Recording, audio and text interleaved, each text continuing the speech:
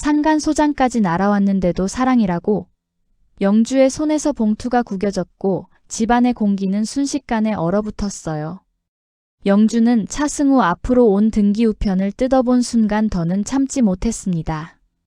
봉투 안에는 승우와 한정원의 관계를 문제 삼는 상간소장이 들어있었거든요. 영주는 소장을 움켜쥔 채 승연을 향해 소리쳤어요. 승우 어디 있어?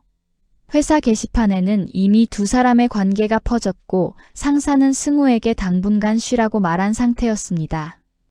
정원과 헤어졌다고 해서 모든 일이 끝난 건 아니었어요.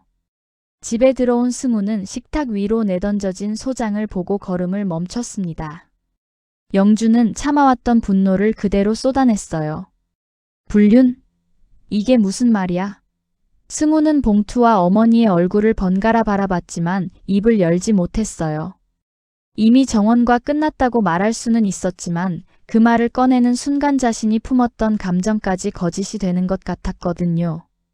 침묵이 길어지자 영주의 얼굴은 더 굳어졌습니다. 너 아직도 안 헤어졌어? 정신 못 차렸구나. 영주는 정원을 향해 독한 말을 꺼냈고 승우는 더는 듣고만 있지 못했어요. 욕하지 마세요. 내가 사랑한 여자예요. 그 한마디에 영주의 눈빛이 흔들렸습니다. 평생 차민기의 불륜을 증오하던 아들이 똑같이 사랑을 입에 올렸으니까요. 승우 역시 자신이 무슨 말을 했는지 알고 있었지만 물러서지 않았어요. 승연은 회사 게시판에 퍼진 글과 상간소장을 모두 확인한 뒤 동생을 따로 불렀어요. 회사까지 쉬게 된 승우를 달래기보다 먼저 정신을 차리게 해야 한다고 생각했거든요. 너 끝난 거 맞아? 근데 소장이 왜 날아와? 엄마 가슴에 대못을 박아. 그 여자 누구야? 내가 찾아가야겠어. 승연의 목소리는 높지 않았지만 한마디마다 날이 서 있었습니다. 아버지 때문에 영주가 어떻게 살았는지 누구보다 잘 아는 사람이 왜 똑같은 상처를 만들었느냐는 말이 이어졌어요. 승우는 끝내 버티지 못하고 승연 앞에 무릎을 꿇었습니다. 잘못을 빌기 위한 무릎이 아니었어요. 자신의 감정을 이해해달라는 절박함이 먼저였거든요. 차라리 그 여자가 이혼하고 오면 그랬으면 좋겠어. 승연은 믿을 수 없다는 얼굴로 동생을 내려다봤습니다. 승우는 울음을 삼키며 고개를 더 숙였어요. 나는 사랑했단 말이야.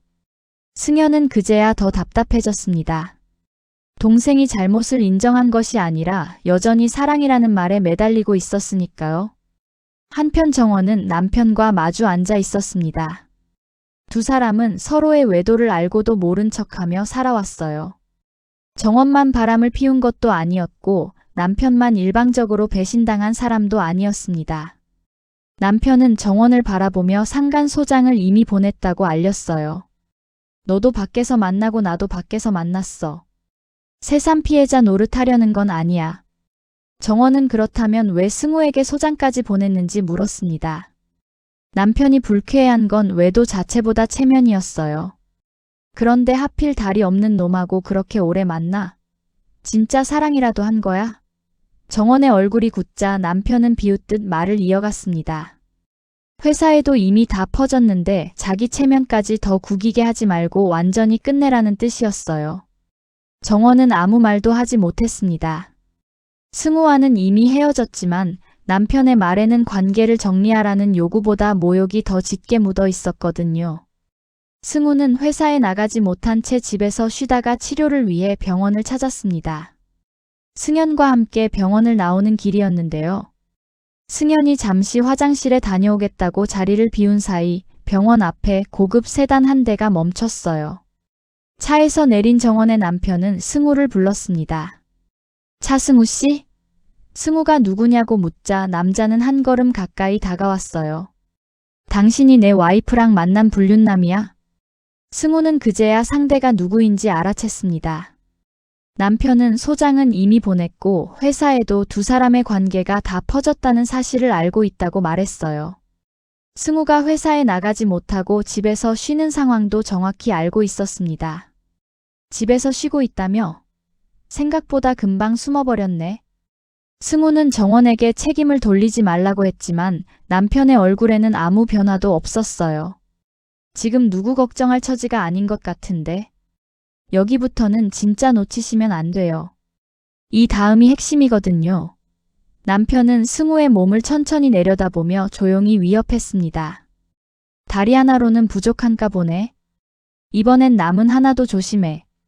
소송도 보냈고 회사 문제도 이미 터졌는데 직접 찾아온 이유는 하나였어요. 승우를 겁주고 정원에게서 완전히 떼어놓으려는 것이었습니다.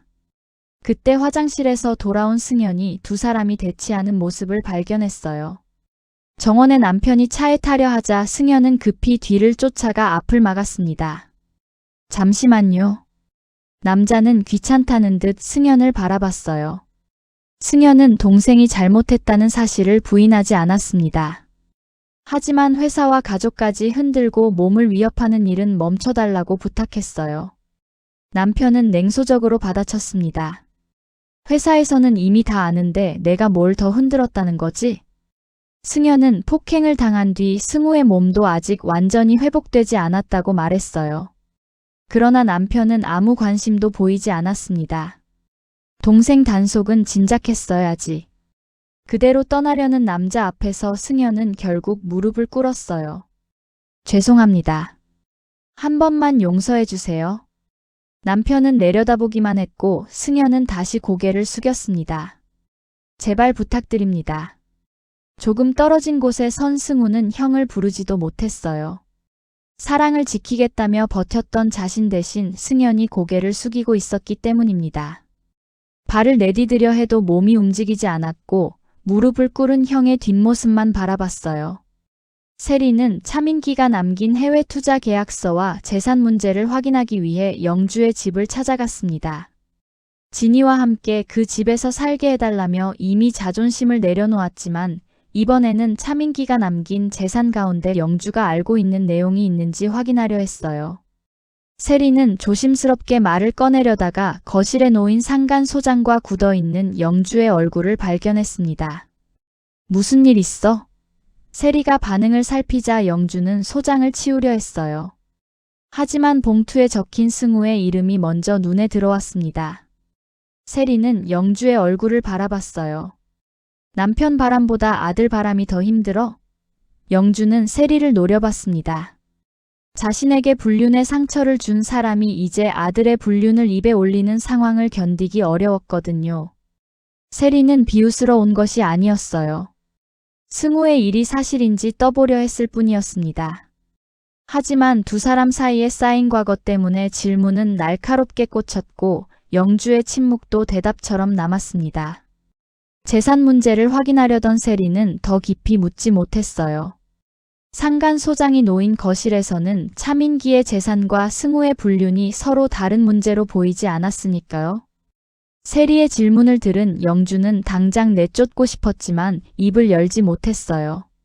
차민기에게서 받은 상처를 가장 잘 아는 사람과 그 상처를 만든 사람이 같은 거실에 서 있었기 때문입니다. 세리도 더는 웃지 않았고 영주의 굳은 표정에서 승우의 일이 사실이라는 답을 읽었어요. 그 침묵 속에서 두 사람은 서로 다른 이유로 차민기와 오래된 상처를 다시 떠올리고 있었어요. 한편 지우는 사무실에 남겨진 세리의 찢어진 이력서를 다시 바라보고 있었습니다. 세리가 도희와 충돌한 뒤 직접 찢어버린 서류였어요. 단순히 감정적으로 난동을 부린 것인지 진이와 도희 사이에 자신이 모르는 일이 있는 것인지 계속 마음에 걸렸습니다. 지우는 서류 조각을 한동안 바라보다 세리에게 전화를 걸었어요. 잠시 회사로 와주실 수 있습니까? 세리는 다시 회사에 갈 이유가 없다고 생각했지만 곧 마음을 바꿨습니다. 지우의 사무실에 들어선 뒤 책상 위에 놓인 찢어진 이력서를 발견했어요. 다시 붙여놓은 것은 아니었지만 버려지지 않은 채 그대로 남아 있었습니다. 세리는 잠시 시선을 멈춘 뒤 먼저 물었어요. 도희랑 사귄다면서요. 지우는 질문을 피하지 않았습니다. 다만 도희를 대신해 따지려고 부른 것은 아니라고 했어요. 딸에게 한 것을 갚아준다고 한 게 무슨 뜻인지 직접 듣고 싶어서요. 세리는 지우가 도희의 말을 믿고 자신을 몰아세우려는 것인지 경계했습니다. 지우는 로비에서 들었던 말을 다시 확인했어요. 진희 씨가 도희 씨 때문에 어떤 인생을 살았다는 겁니까? 세리는 눈을 똑바로 뜨고 지우를 노릴 듯 쳐다보았어요. 순간 진희가 견뎌온 시간을 자신이 함부로 꺼내도 되는지 망설였지만 침묵할 수는 없었습니다. 사귀는 사람에 대해서 그렇게 몰라요? 우리 진희를 망가뜨린 학교폭력 가해자예요. 지우는 자신이 도희에게 들었던 이야기와 완전히 다른 말 앞에서 굳어버렸습니다. 세리는 믿어달라고 매달리지 않았어요. 딸에게 한 일을 반드시 갚아주겠다는 뜻만 남긴 채 자리에서 일어났습니다. 지우의 시선은 세리보다 책상 위에 찢어진 이력서에 오래 머물렀어요. 버려진 줄 알았던 말들이 다시 살아난 순간이었습니다. 돌아온 세리는 차민기의 해외 투자 계약서를 다시 펼쳤습니다. 영주의 집을 찾아간 이유도 결국 이 재산 문제였어요. 계약서의 내용 가운데 차민기가 생전에 자신에게 말했던 것과 맞지 않는 부분이 있었거든요. 세리는 한 장씩 다시 확인했습니다. 새로운 결론을 내리지는 못했지만 차민기가 자신에게 밝히지 않은 재산이 있을 수 있다는 의심은 더 깊어졌어요. 차민기가 죽기 전까지 세리와 영주에게 서로 다른 진실을 말했을 가능성도 떠올랐습니다. 그러나 계약서를 바라볼수록 확실해지는 것은 답이 아니라 의심뿐이었어요. 세리는 서류에서 눈을 떼지 못했습니다. 승우의 상간 소장과 진희의 학교폭력 문제까지 한꺼번에 터진 상황에서도 차민기가 남긴 재산 문제는 그대로 남아 있었으니까요.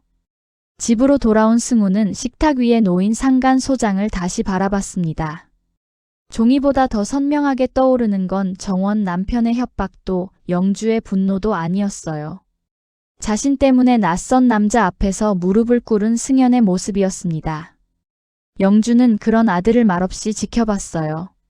아무리 다그쳐도 승우가 정원을 완전히 미워하지 못한다는 사실을 알아차렸습니다. 영주는 결국 소장에 적힌 한정원의 정보를 다시 확인했어요. 그리고 정원이 혼자 집을 나서는 순간 앞을 막아섰습니다. 정원은 승우의 어머니를 알아보고 그대로 굳어버렸어요. 영주의 목소리는 낮고 차가웠습니다. 당신이 한정원이야? 정원이 대답하지 못하자 영주는 한 걸음 더 가까이 다가갔어요. 우리 승우 속인 여자 맞지?